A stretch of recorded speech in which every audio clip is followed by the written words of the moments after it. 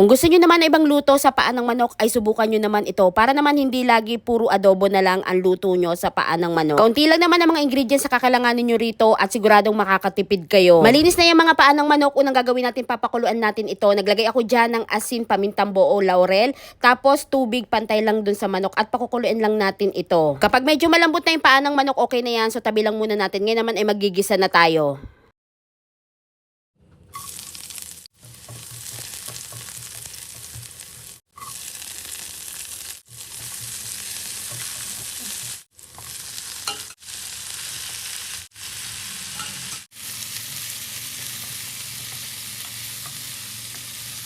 Kapag nasangkot siya na ng maayos, maglalagay na ako dito ng patis at paminta. Tapos naglagay na ako dito ng isang pack ng tomato sauce. Tapos maglalagay rin tayo ng tubig dito pansabaw kasi hindi pa ganun kalambot yung paa ng manok. Ngayon naman haluin lang natin ito ng kaunti, tatakpan natin at hayaan lang natin ito hanggang sa kumulo at lumambot. Makalipas ang ilang minuto, i-check lang natin kung okay na ba para sa inyo yung lambot ng paa ng manok. Pagkatapos, pwede natin ilagay dito yung gulay. So maglalagay tayo dito ng patatas at ng carrot. Maglalagay din ako dito ng 2 piraso ng laurel. Tapos maglalagay rin tayo dito ng bell pepper. Haluin lang natin ito ng kaunti. Pagkatapos pagpapatuloy lang natin yung pagluluto dito hanggang sa lumambot na yung carrots at yung ating patatas. O diba, sobrang dali lang lutuin para naman hindi lagi puro adobong paa na lang ang luto nyo sa paa ng manok. Ay subukan nyo namang gawing apretadang paa ng manok yan. Promise ko sa inyo, sobrang sarap nito pag natikman nyo. Siguradong magugustuhan din ito ng mga anak nyo. Lalong-lalo na kapag malambot talaga yung paa ng manok.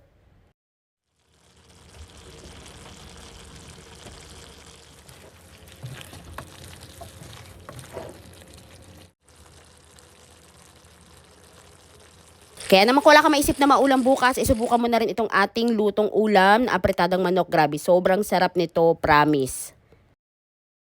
Yan, sobrang excited ko dito sa niluto nating chicken feet or apretadang paa ng manok. Tingnan nyo, super lambot, kumakalas na talaga siya sa buto. Wow, first time ko tong matikman at lutuin. Pwede pala. Grabe, super sarap, napakabango. At syempre, tikman na natin. Ayun, ang lambot niya. Kumakalas na talaga siya sa buto.